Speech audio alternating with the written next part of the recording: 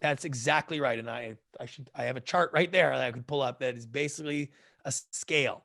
The Right. more words you use, the more you are telling your audience how little value you believe you bring. Over 1,700 new millionaires are created every single day in the US alone, and more than double that across the globe. They're people from all walks of life, most of them people just like you and I. So the big question is this: how are so many people who didn't inherit money or have any special advantages overcoming the odds and becoming millionaires? That's the question, and this show will give you the answers. My name is Jeff Lerner, and welcome to Millionaire Secrets.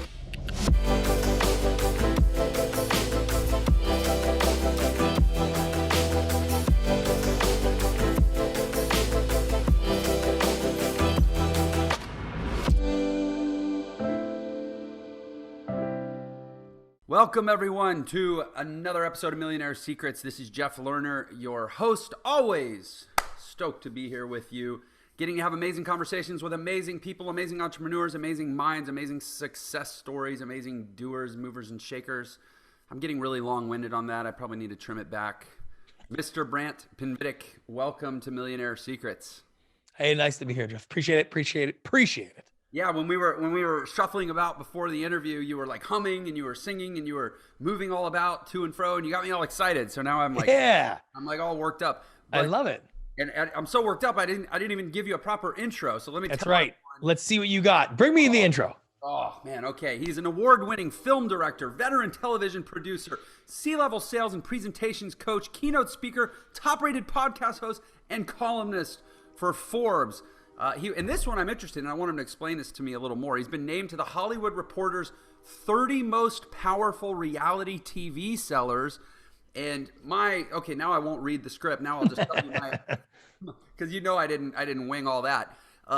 Basically, he's a storyteller who's been able to take Hollywood TV production and directing experience and extract from it and apply it to business. And so he's a well sought after consultant who's got the entertainment background, but has translated it over to business. All that to say, Brant, you sound like an amazing human who I'm excited to talk to. Thanks for being on the show. I feel like I must be an amazing human with an intro like that. God damn. and an author to boot, the 3-minute rule, right? Yeah, best-selling author, I might say. Yes, indeed. I meant you no disrespect by suggesting anything but best-selling stuff. Exactly. Yeah. It's been a good run. So I'm very happy it's been a good run. Yeah. Well, I really am appreciative that you're here. First of all, how did I do on the intro? I said a lot of stuff. Great. Maybe you can hone us in towards like what really defines you. Like, what's your essence? I mean, listen, I'm a Hollywood producer. For the last 20 years, I've been producing TV and movies, relatively high level. And you learn a lot of stuff in that crucible that I had no idea was applicable outside of television and movies. And so what I found was in the business community, the ability to tell stories, the ability to capture attention, the ability to simplify messages was very powerful, very valuable, and really needed. And really quickly, I learned I actually enjoyed that side of what I was doing. It fed my ego to be able to help people, and people would be like, oh, you were so amazing. Oh, you changed my company. Oh, you changed my life. No network presidents ever said that to me ever. And so I'm one chromosome from a caveman. So, tell me I'm pretty and I'm all yours, basically. So that just brought me into this world deeper and deeper. And I noticed as I went through a lot of different companies in different industries, I was using the same structure every time to break those pitches down. And that's what I realized, and we used to call it the 3-minute rule in Hollywood, where you would create your sales tape and they had to be less than 3 minutes. And so I knew that the book would be able to outline that and make it available for anybody pitching or presenting anything to anyone. Yeah. And it seems like, especially now, there's really been this kind of, I don't know if it's a conversion or a dilution or what, but where marketing, advertising, entertainment, storytelling, largely through social media and digital delivery, it's all kind of mashed together now, where like it really is all about your ability to capture attention and quickly at least entice people to hear a story. Yeah. And you almost can't run a business now without that skill. Not really. I mean, it's because it's really about communication. It's about making other people understand your way of thinking. And you need to be able to convince people to your desires, what you want to do. They need to get on your train with you. And to do that, you in today's world, you just need to be able to cut through the clutter and deliver the information as quickly as possible. And that's what people really want to hear. It's how we perceive power and confidence and structure today in the people who say less. And I use this example on stage all the time where it's like, in the early 1900s, Niagara Falls froze solid. So this raging torrent of rapids and water smashing on the rocks below suddenly stopped. And at 3:45 in the morning, the 5,000 residents of Niagara were jarred out of their bed, wandering the streets, wondering what the hell had happened, because the silence of the falls was the loudest sound they had heard in years. And for you pitching or presenting, the less you say by not using the buzzwords and the NLP and trying to overpromise, you will be literally saying more and saying less and getting more from everything you're doing, because people will hear that. It will cut through all the noise and the crap that's out there. And someone who just speaks plainly and clearly and to the point and doesn't exaggerate and doesn't embellish and isn't trying to sell me is so compelling today. Michael, I'm just gonna go with my gut here. I have had a breakthrough in the last month. Well, probably the last 12 days. It's been this year, 2021, where I have finally figured out how to explain my company to people. And I'm wondering, can I just tell you what I think my breakthrough is, and you tell me if I'm on track or not? Okay. Because, at best, this will be a great example of what you're talking about. And at worst, it'll be a great teaching tool for what you're talking about. All right, let's give it a shot. So, I have an entrepreneurial education company. It's called Entre Institute. It teaches all these different ways now that you can generate income and get control of your life and freedom and time. And, stuff I've learned in the last 12 years. I went online in 2008, blah, blah, blah. You can tell I'm already talking too much, right? So, So when I was trying to explain to people what it means to standardize and legitimize entrepreneurial education, it's so hard. There's too many words and all this stuff to say. And finally, I was like, you know what? Here's how to explain it. 18-year-old kid walks up to their parents, says, I have a letter of acceptance from Harvard. And I was thinking about studying engineering. But you know what? I think I might want to be an entrepreneur. I'm going to check out this Entre Institute. And the parent says, they both sound like equally good plans. Let me know what you decide. That's what we're trying to do to learning to become an entrepreneur. Got it. I get what you do with that story. It's like elevating it from the swamp of internet courses and guru personalities and okay, good. So is that a reasonable example of it's an example, and in the book I'd call that the reason for being. And what I would do is I would make that my opening. I would use it as a story. I would say this happened, or you were hoping this, or if your kid came to you and that's the big push, right? And what tells a great story about that is Matthew McConaughey tells a great story about that, how he was going to go to law school or he was going to go to LA and be an actor. And he was dreading telling his parents. And he was surprised. His dad said, okay, if you're going to go be an actor, do it right. Give it all you got, right? And that was the crux of his story. And so there is something about the idea that you go to your parents and be like, hey, I'm either going to go be a doctor or I'm going to go be an entrepreneur. And right now, if you're like, I'm going to go to an internet school and learn how to be an entrepreneur, no parent's going to be like, yay, that sounds super credible, right? Right. And there's a reason for that, is that it's been bastardized. And so your goal is to institutionalize and standardize entrepreneurship in an internet medium. It's pretty basic. I get that right away. Well, now I'd want to be like, how can you do that? Yeah, I would say mission accomplished, because you just explained back to me with very limited information, a very accurate description of what it is that we're doing. So, okay, That's great. So, but by the way, it's taken me 2.5 years. Listen, that happens to me all the time. I will go to meet with a company, a very high level company. Sometimes I'm nervous. I'm like, how am I going to get into, I don't even know what I'm doing with this, because these guys are fancy.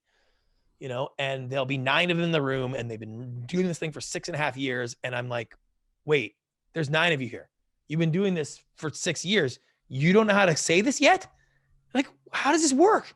And it's like, because you know how to do type 1 diabetic anti-rejection therapy drugs. Got it. Like that's where your expertise is. That's why what you do works, right? Right. This is what I do. It's taken me 20 years to learn how to say things in 3 minutes or less.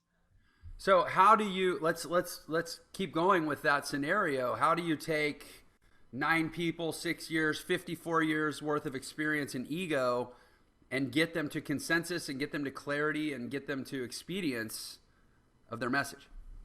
Honestly, it's actually not difficult. Like it is, people are so inside their own head. They've been using the same language. They are stuck. They're hitting their head against the wall. I mean, I just took on a new client, and the really high level oncology drug company that does these drug trials in the oncology space. And it's like, I mean, the guy is no joke. He's had multiple exits before. Like this guy's the real deal. And every time he pitches, somebody says like, "Oh, I need more technical data." And then the next person he pitches is like, "Oh, I wish you could summarize it for me." Like he just struggles, and it's the least favorite thing of what he does. And we spend 4 hours together, and all of a sudden he's like energized and excited because now he knows how to go out and tell people his story, and they're going to respond better. And he's got phrasing, and and that part for me just happens to be what I do, right? Like that's my core. And so to give him a piece of that, and he goes out and then he's talking to people, and the stock goes up because more people like it. It's a great, fulfilling process. And I don't get pushback. I really don't get pushback because I'm passionate. I'm excited. I see the vision of what you do. Here's the way to explain it better. Here's why it's good. Here's what it's like, and it's a new way of looking at things, and they just love that. And they just love that, So it's been really exciting. In terms of conveying to the audience, I'd like to accomplish 2 things here. One is, in respect to you for coming on the show as a guest, I'd like people to go, "Oh, that's what this guy does. That's amazing." If they want to do it for themselves, they'll come to you, right? Let's give you an opportunity to flex and show off. But also to understand the core concept insofar as whether they ever become a client of you or me or neither, they get some value, right? They can go apply and move their lives forward. So would it be an effective way to accomplish both of those things, to continue the conversation about my thing? And, by no means that I bring you on here for free consulting, but sometimes that's how it goes. If we keep that conversation going and maybe you use me as a guinea pig? Yeah, we can absolutely dive into that kind of stuff. And I can tell you where the pitfalls and the traps and the things that people do wrong. And I can lay you through that. And I can give you exercises that, that people will be able to take home right now and start doing. Right. And that's, I do that. Yeah. All the time. Yeah, let's do it. Let's see where it goes. I have, and maybe I'm setting myself up to look a fool, but whatever. No, of course not. But service to the audience. So yeah, tell me. Let's pretend I'm your client. Where do I start from there? So, listen, I think we probably established a really good opening, which is hard to do a lot of times. But that's what I usually call the reason for being, is what made you get into this, right? If I can find your story of what made you do this and decide to do this and work at this company or take on this company or be the CEO of this company or find the company, whatever it is, I can usually find your reason for being, the opening that leads you there. And this is kind of in the perfect world, you wanted to be an entrepreneur. You said to your dad, "I'm going to go to Harvard or be an entrepreneur." He said, "That's the most ridiculous thing I've ever heard in my life." And you want it to be different for your kid. So you decide you were going to do that's the perfect arc, right, of that story. Is a piece of it ideally tying into your own experience as 100% progenitor of the company. So I can say maybe the tweak would be, I had one job when I was 16 years old. I got fired. I decided right then and there I never wanted to have to settle for trading my time for money in an employment paycheck system. And I identified school as essentially a training ground for that. And I wanted to go a different way.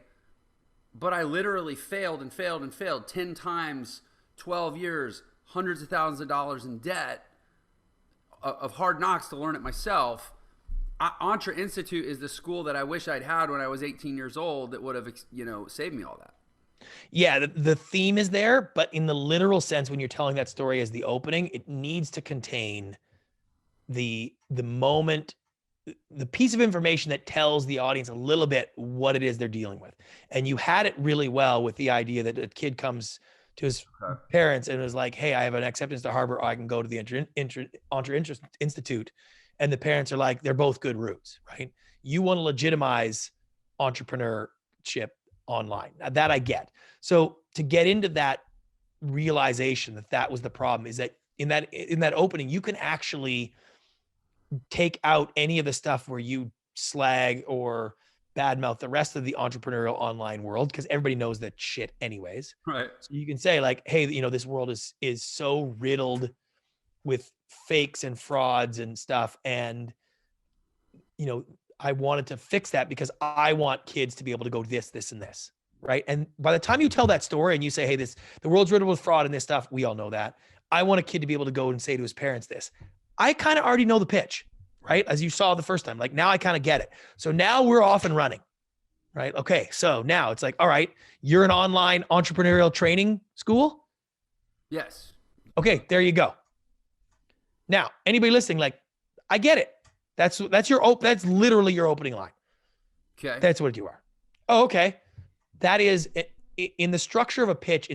You use 4 sections. It's called the WAC method in the book. What is it? How does it work? Are you sure? And can you do it? Right? What is it? Is literally, what is it? No fancy words. You don't need to try to be clever. Just tell me what it is. It's an entrepreneurial training school, online training school. Okay, got it. How does it work? Which is literally, what's the process? Like, okay, online, but what does that mean? Like, is it online with assignments? Is it online with video? Is it online with personal training? Do you assign coaches? Like, what is the process of making that work? Then are you sure, which is the facts and the figures and the logic and the reason, right? Which is, does this work? How big's the industry? How long does anything that sort of validates right. your method? And then the final is like, can you do it? Which is, who are you? Is usually a good one. Or what does this cost? Or how long does it take? Or what do I get at the end? Or when is it in stock? Or any of those things. You answer those questions, right? And what a lot of people will do is they will start with the I was the head of Chevron for 14 years before I started this company. It's like, I don't give a crap about you or what you've done until I understand why I'm even here. What are we talking about? What's the concept? You run an online entrepreneurial school. Bang. Got it. I care a little bit more about you now. So that was the what is it? That's what is it. Now, how does it work? Like, how does it work? Yeah. What does the school do? Why is it interesting? What does that mean? It's an online entrepreneurial school. You teach kids how to be entrepreneurs. Like, what does that mean? How? Well, yeah, we teach anyone, kids, adults, anybody that wants to start the thing. And what sets us apart is 2 things. One, you're never left alone. So it's easy to deliver people online training courses. There's like 0 incremental cost of fulfillment. What's hard and expensive, but worth it, is to assign people to people.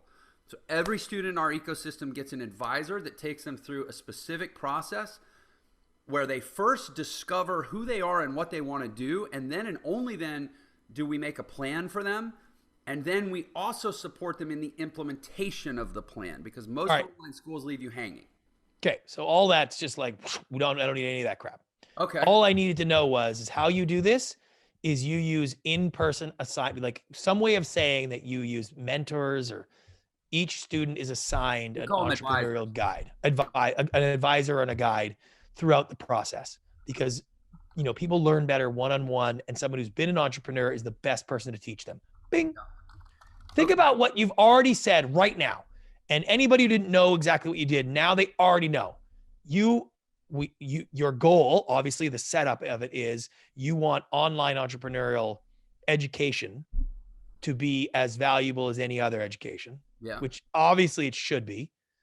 2, you run an entrepreneurial training online school, and you do that by using advisors specifically assigned to each student. So a student is guided by a successful entrepreneur every step of the way. Yeah. Okay. There's not a lot left to talk about. Like, I now get it totally, which is the most important element. I now understand we make decisions about things in 3 steps, right? It's called the rationalization decision. Any decision you make, whether it's what you're going to wear for lunch or if you kill your wife after dinner, is all rationalized. It doesn't matter.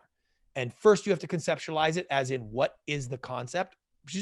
Then you contextualize it as in, how does this work for me? And then you actualize it, which is, okay, now I want to see how this works. You want to decide what you're going to wear this morning. You have to conceptualize, what is it you're going to be doing for the day? Then you have to contextualize it as in, okay, so do I want to be warm, or does that mean I want to wear something loose fitting, or I want to look great? And then you're like, okay, which one of these things fits that description? Those are the three sections of a decision. And so what you've done now is you've dealt with the first two, conceptualize and contextualize. I now know exactly what you do, and I know how you do it. So I can understand how it would be for me. If I'm an investor, I might ask a different question. If I'm a potential student, I will think of it, but I now can contextualize what you do. Now I want to get into the actual facts and figures. Okay, tell me a little about the school. Is it every day? Is it semesters? Is it work at your own pace? What is it? Do you have 5,000 students? Do you only take 20 students a year? Like what is the next bit of meat there that validates what you do is real? It's work at your own pace, but we put heavy emphasis on accountability. So both from an automated system standpoint and a personal advisor level standpoint, you are constantly held accountable. But do you have a curriculum, like a specific curriculum, like classes and timetables? Is it structured like a traditional course? Yeah, it's structured. But with a personal entrepreneurial guide to walk you through it? Just like school. You go to school, you say, I want to learn this. Right. Say, okay, well, let's start you with some courses that are a little more general to make sure that what you want to focus on is really what you think it is. And as you progress, we'll start to narrow down a curriculum pathway to get you to the goal. We measure competency. We hold you accountable to complete the assignments. Last year, we serviced 60,000 students, and this year we're projecting 250,000. I mean, the accountability side is all fine. That's what I call engagement conversation. This is after the pitch. You want to talk about these kind of things. This is really that you use a traditional course curriculum, because that's important. I already get what that means, right? Students work through on their own pace, but their advisors are tasked with accountability. Mm-hmm. And we find this method extremely successful. Right. And it's like, okay, why?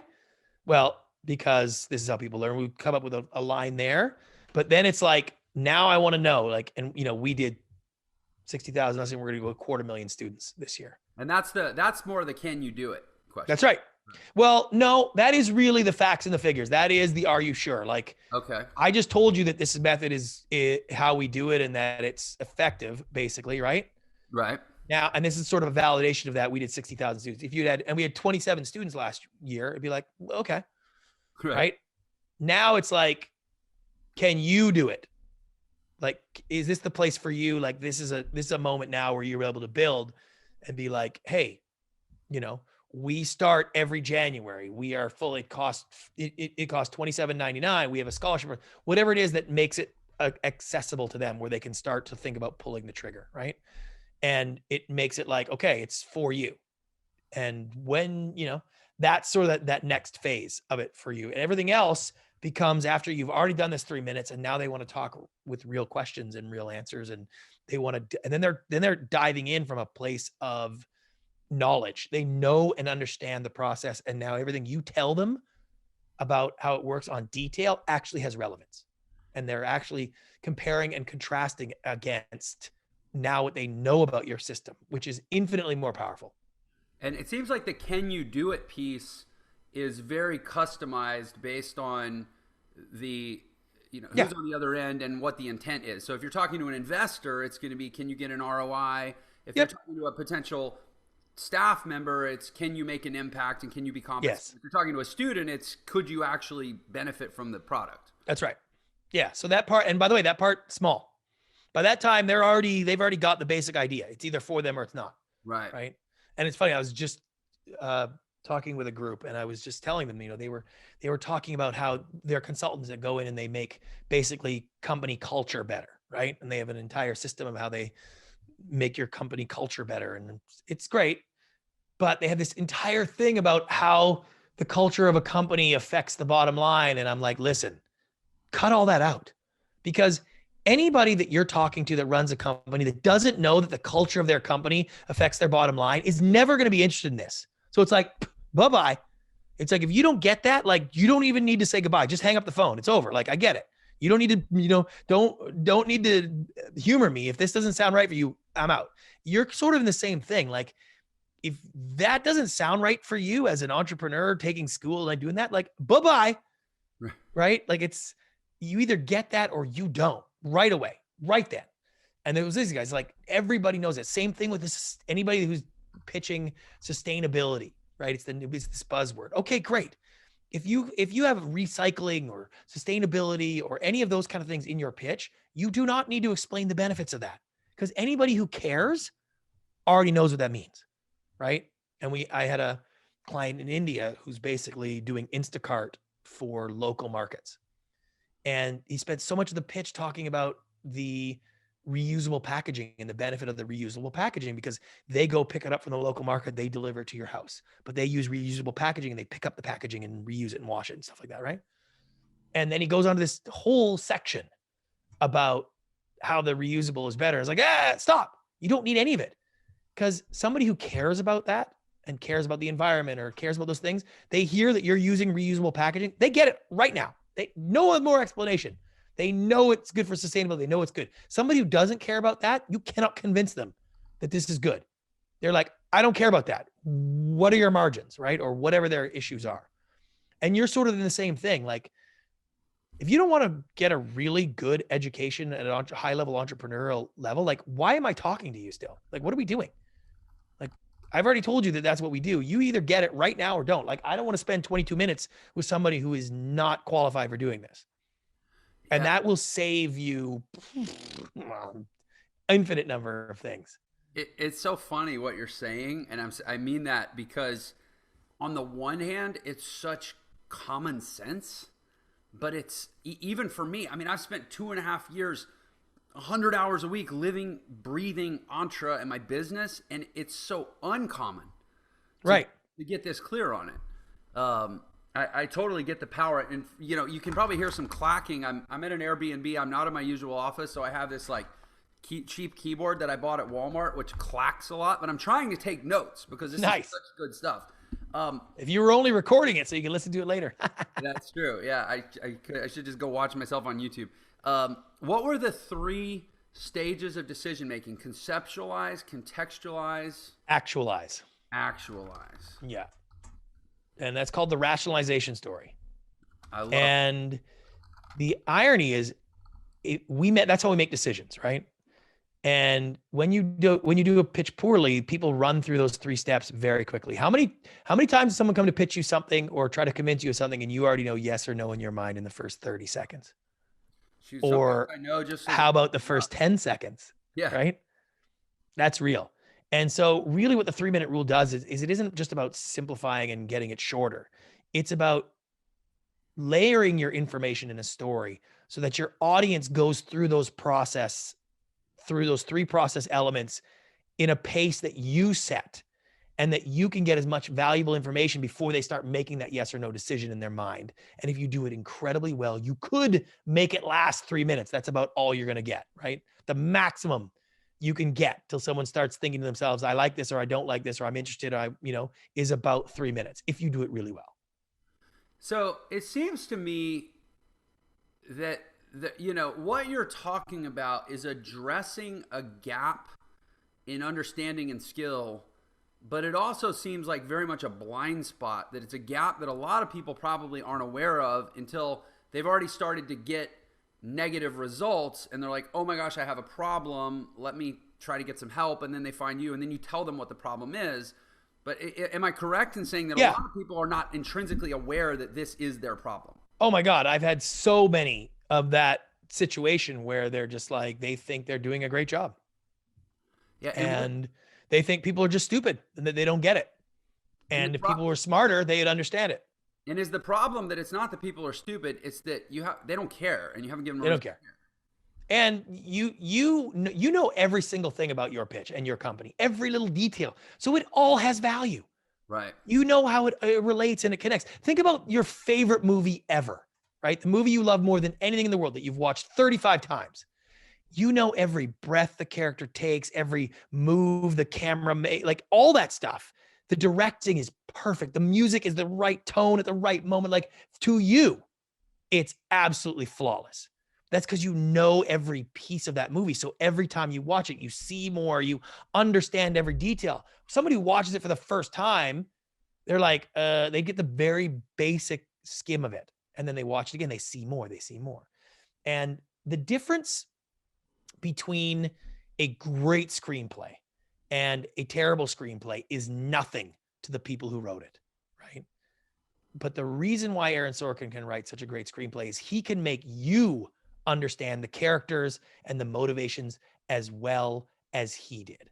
And the bad screenplay, the guy who wrote it knows every detail, knows every motivation, knows why it's coming, knows how it's working, and he loves it. And then you read it and you're like, this is a piece of trash, because he wasn't able to convey those elements to the audience. And that's the problem with your pitch, is that you're trying to blast everything out there, all these things of value, but they are a puzzle. They're pieces, a foundation of information that you need to build on this pyramid.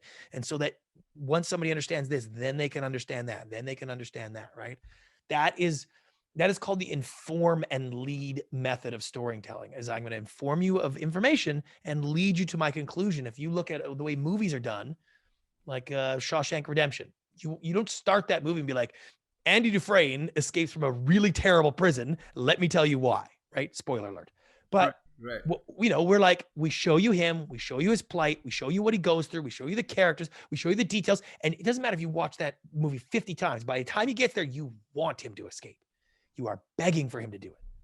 And that's because we lead you to that conclusion. We don't ram it down your throat and be like, here's all the information. Let me figure out which part you like the best. It doesn't work like that. And a pitch is no different, right? And it's like, you open with your story. It's like, everybody gets that. An entrepreneurial education should be as valuable as a Harvard basket weaving degree. Who's going to argue that? Oh, I totally get that. So guess what? You built a school for online entrepreneurial training, and we do it at a high level. Why? How's that? Well, we assign an entrepreneurial guide to each student, because someone who's a successful entrepreneur has been there and done that, and they will help you get the right parts of the education you need that you can't just get in a book. Ooh, that's cool. We use a standard curriculum, but we focus on accountability, and like, that makes perfect sense. Yeah. And now I get it. And I don't really need to know much more. Now I want to find out more, but you don't need to tell me a lot more. Yeah. And now is when I need to probably have the discipline to like stop. Yes, exactly. And that's a matter of confidence. Yeah. And I do an entire keynote section on confidence. You can't teach that, right? Confidence is real. It's what you believe the value of the information you are bringing to others is. If you truly believe in the value, you have confidence. Otherwise, you're trying to pretend like you do. And I use the analogy, if I was trying to cater your wedding and I needed a chef, I needed to pitch you on who the chef was going to be, and I had Gordon Ramsay, how many words do you think I would need for that, right? I have Gordon Ramsay. That's it. Would I come in there and show you his Michelin stars? Would I pull out his resume? Would I try to tell you on his TV shows? Would I do any of that? No. Because I have Gordon Ramsay. Big smile, happy, confident, right? If it was my brother-in-law who's an ex-convict who doesn't really cook but is really mean and desperate for me to get him a job, I might be trying to sell you a little bit more, right? And that's you and your fiance would smell that a mile away. Yeah, there's an inverse relationship between confidence and like volume of words. That's exactly right. And I have a chart right there that I could pull up that is basically a scale. The more words you use, the more you are telling your audience how little value you believe you bring. That's so powerful. And I'll give you a perfect example. This is kind of embarrassing, but kind of funny. So a very good friend of mine is a pretty good sized actor and an influencer, and told me about a buddy of his who he's invested with and invested in him, and they've done a bunch of work together. And he wanted to talk to me because he's looking for his investment on this new company he started, South Korean, sort of billionaire guy. We get on the phone together. He wants to make N95 masks. This is like in April. Mm-hmm. Masks are going to be here for a long time. His South Korean company he's connected to makes these amazing N95 masks. He's going to ship these huge manufacturing machines on these big tankers to Los Angeles, set them up here, and crank out these N95 masks. It's going to be amazing. I was like, oh, okay, well, that's cool. Can you send me the designs, the details? He doesn't have that. He doesn't have the masks that he's making yet. He's only got this one from Korea. He'll send me one of those. Okay. Well, how much money are you looking for? He's like, well, I'm not really sure. I think maybe 2.5 million, maybe 5, maybe a little bit more. oh, okay. And so what do you, how's the investor get involved? What's the deal that way? I'm not really sure. Sort of probably we'll do an equity thing, I think maybe, but I might do it as a convertible note. Like, I don't know. And like, what do you expect the return to be? It's like, I'm not sure. We're going to sell a lot of masks, basically.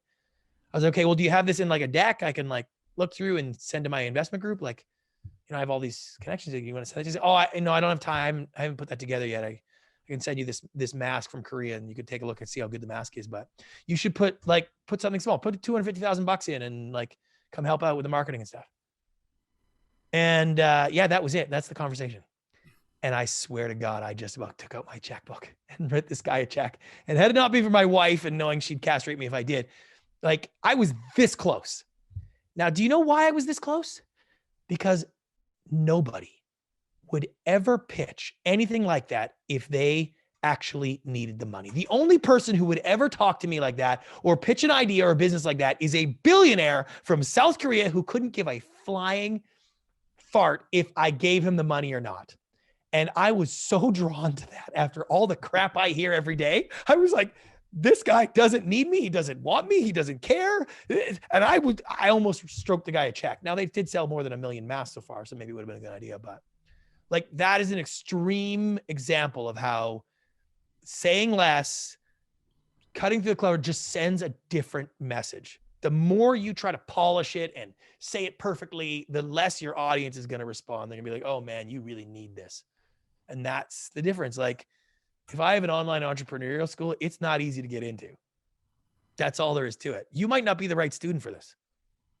Like we assign entrepreneurial, high-level entrepreneurial managers to each and every student as a guide. So we don't take our students lightly. Like you have to be the right student. You have to be in the right mindset. You have to be in the right commitment. So there's a lot that has to go in before we find out if we're going to be, if we're going to be in school together, basically, right? Like there's a level of that you need in this because that's what conveys value. So, I mean, first of all, I disclaimed, this isn't going to be free consulting. I feel like I just got such valuable free consulting. This is epic. Thank you. I also believe that anybody that really paid attention got it for themselves too. I'm grateful for that. So, when you talk about the pitch, obviously coming out of Hollywood, the context, the connotation of that word is pitching to a studio, pitching to an investor. But, I just want to frame it properly for everyone. Like everything is a pitch. In fact, I have a friend who's a sales consultant and it's a woman. She says, life's a pitch. Yeah. Well, it's basically you want to convey your information. You want your information to get to somebody else's understanding. Because if they understood your company or what you're pitching the same way you did, they'd have to be interested. Like, of course they would. And that's the really important element of it is like, you're just trying to convey information. That's it. That's your entire goal. You're not trying to sell them. You're not trying to convince them. You just want them to understand it like you do, because then they have to get involved. I'm going to restate that. You're trying to get your information, which is understood by default because it exists on a shelf of context in your mind. Yes. Into their understanding, not just into their brain. But no, into their understanding. Yeah. And when they understand it, the more they understand it, the more they will see the value. And then they'll self-select. It's that simple. If they're a fit, they'll want to do it. And if they're not, they won't. Absolutely. Either way, you'll save each other a bunch of time. Right. And that's why, like, I've had really good luck. Like, I run a little bit of investment club with a bunch of my friends and directors and actors and stuff. And like, I've had pretty good luck with that because I understand the companies that I worked with intimately, and I'm able to share that with them. And it's like, okay, when you see the company the way I do, or the way the founder does, or the way it sits, like, okay, you can actually see what's going to happen here. So it's not that hard to piece it together. And sometimes when you understand it intimately, you're like, yeah, no, this is not good. Right.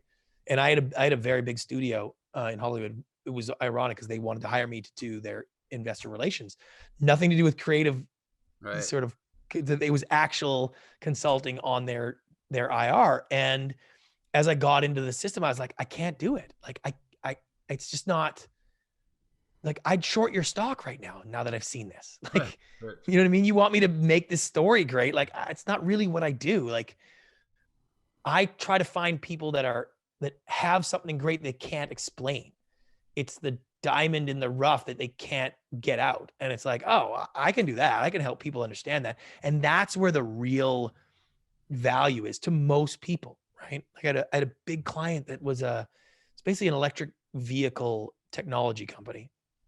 And when I met with them, I said, no, I'm not interested. I don't understand what you do. It's too, it just doesn't seem like anything exciting. And then they hired a new CEO, and she was the former CEO of GE. She left GE, Industrial Electric Motors, to go to this small company in Calgary, Alberta. And I was kind of stunned by that because that's a very high prominent position to leave. Mm-hmm. And when we spoke, she's like, do you know anything about electric motors? And I was like, no. She's like, well, I do. And I had to take this job. And I was like, okay, all right, now I'm interested. Like, I still don't know what it is you guys do because, the chairman could not explain it.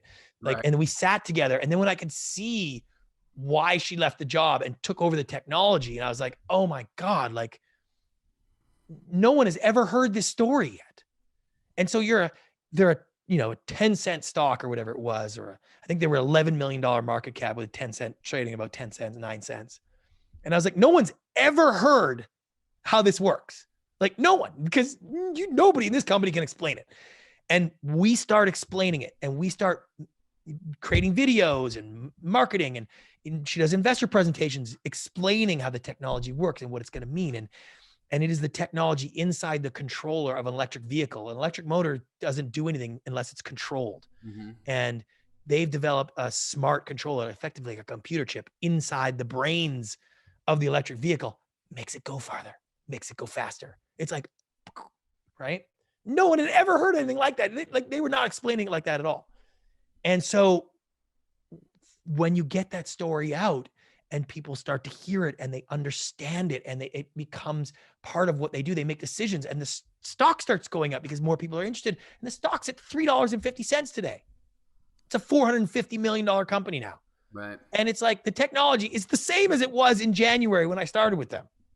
It's just now you understand it. And people who meet with her, or institutional investors that meet with them, now understand what this company does and the potential it has.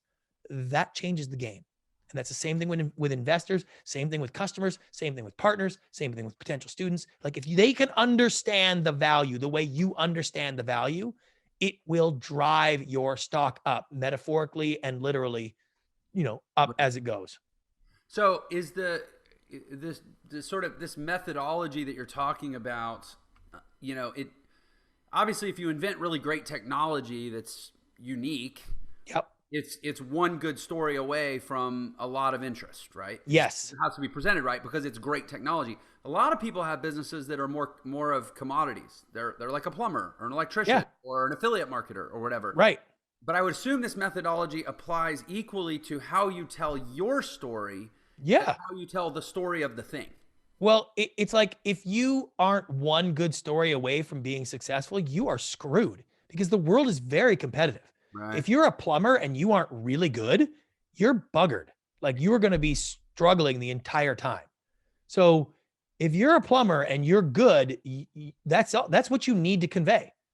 Like that's it. Like if you have a system or you have a thing or you do something better, like you need people to understand that. That will make you less of a plumber that gets by on the 9 to 5 and squeaks out a living, and someone who does really well is you can convey that information.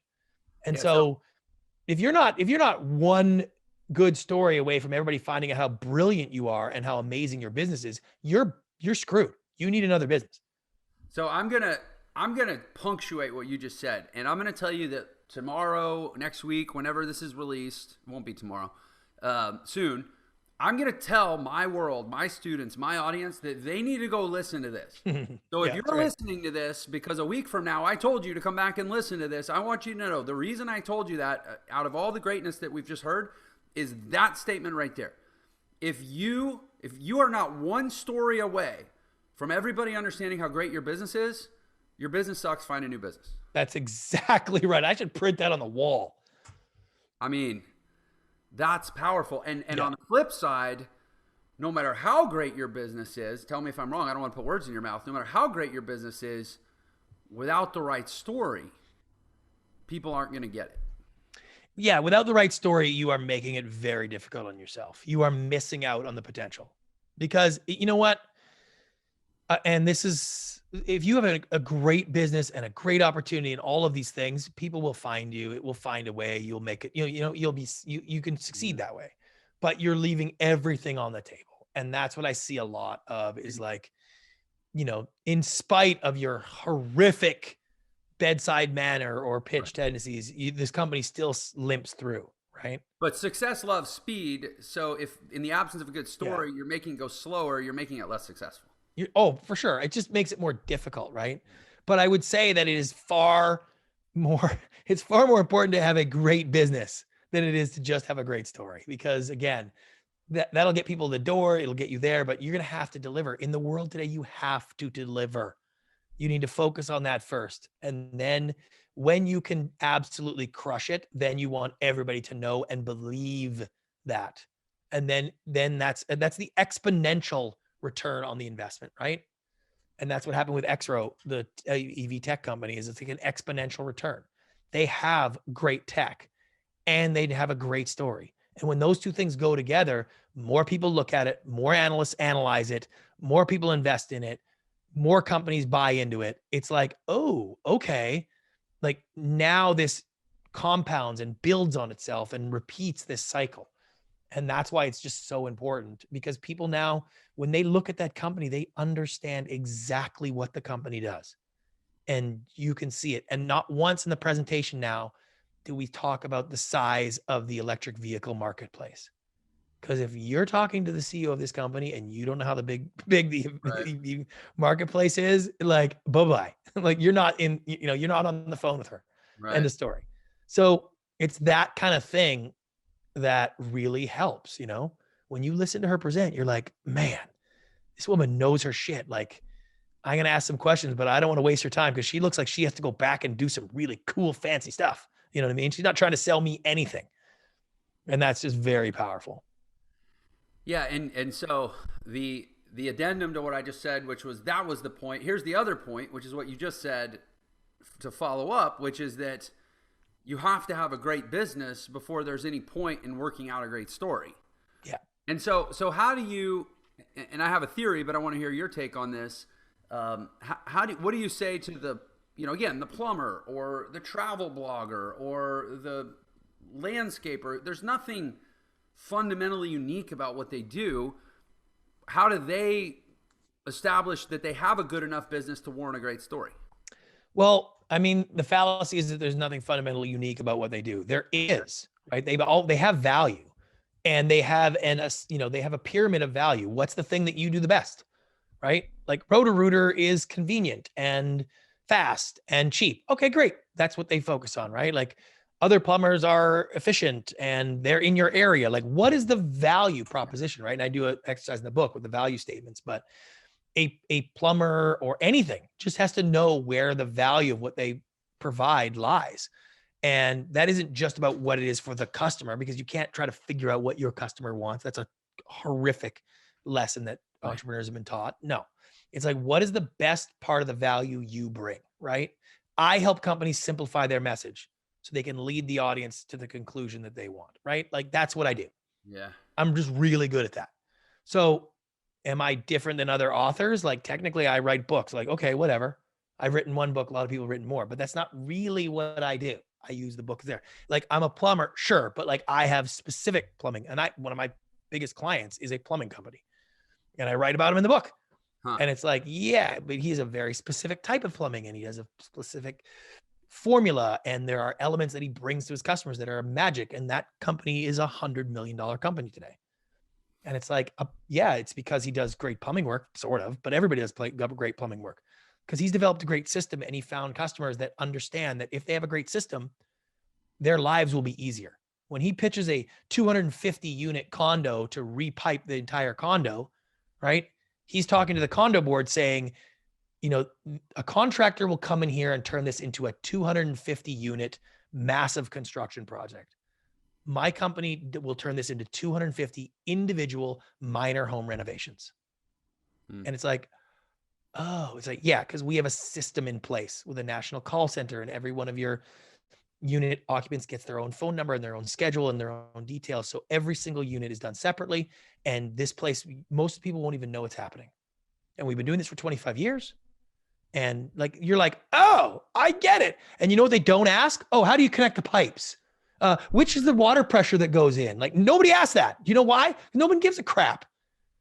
What the condo board cares about is like, oh my God, you telling me for 7 months, this place is going to be torn apart and everybody's going to their parking spot is going to be freaking out. I'm going to get calls every day. And like, how do I know how much it's going to cost? And what if, you know?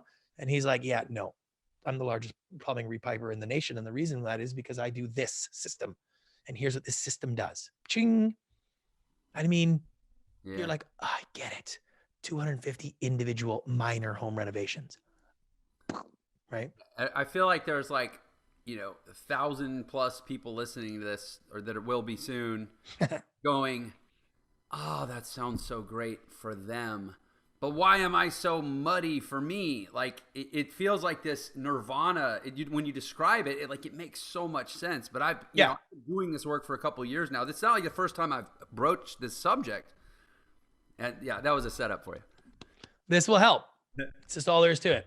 Yeah. And the book is, it's got lots. The book's got lots of fun Hollywood stories, but really, it's a guide. It will walk you through how to create the pitch from scratch. So it'll make you do the exercises so you can break it down and put it in the formula, and you'll be like, oh my God, I get emails every single day about how it's changed people's ability to convey the information about their company. So where do people go to get the book? Books available anywhere books are sold, Amazon, all those places. You can get it on my website, 3minuterule.com. And I can get signed copies and anything like that. I'm very easy to find all over social at Brant Pinvidic. Always happy to help. Love this stuff. Brant Pinvidic. So we'll put those links. We'll put the 3-Minute Rule link. We'll put your social links on the description wherever this podcast or show appears. Brant, you should bill me for this. No, man, this is the part that I like the best. You know what I mean? I don't sell anything. Yeah. That's the other thing too, is listen, you want to go buy the book? Great. I don't need you to buy the book. I sold lots of books already. You buy the book. I don't make very much money. I'm fine with that. Right. I think it's good for you. It's great, but I've hit my quotas. Everybody's happy, Right. Yeah. This is I don't have t-shirts to buy. You can't take my course. I don't take on new clients. I just do this because I love it. I love it. I love cracking people's ideas. I just love that side of it. Again, it's my caveman ego. You're like the handsome kid in school that like all the girls want to date and he's not even interested. Yeah. And then why won't they talk to me? And you're like, I don't even need it. I've got it. I don't want it. But anyway. It's just like, when you find what you're supposed to be doing, right? It makes a big difference. I loved Hollywood. And I love producing, and I'll do a movie every year. I just signed on to direct a new movie, and I love that stuff. But I don't love running a company in Hollywood anymore. I don't like being a producer in that sense anymore, because it's like, it wasn't fulfilling. Like, it was fun when it was a challenge, but after you get a few credits, it's like, another credit's not going to do anything. I'm not creating the next American Idol. Those days are over. Like, I don't write like Game of Thrones, so it's like, I'm not doing that stuff. Right. So it's like, what am I doing? Just putting more numbers on the board? Like, I just wore out of that so fast. And this is just what I was meant to be doing. Awesome. Well, honestly, it shows. I mean, I can just feel your vibration and obviously your talent, and I know the value I just got. So, congrats on finding your bliss. I love it. Man, thank you so much again for being a guest on Millionaire Secrets. This has been tremendous. Thank you, obviously, to all of our amazing, wonderful listeners and viewers out there. You are the best part of this show. You are why I do what I do every day, and you are why I am just so damn happy all the time. We will see you on the next episode. Thank you for watching Millionaire Secrets. If you enjoyed this episode, please share it with your friends and leave us a comment below. And don't forget to subscribe and turn on notifications so you know whenever we release a new episode. Also, if you want to learn the fastest way to become a millionaire in the new economy, click the link in the description below to claim your free copy of my book, The Millionaire Shortcut. And don't forget, Millionaire Secrets is available on all the major podcast platforms as well. Subscribe wherever you listen to podcasts so you can listen on the go. Thanks for watching.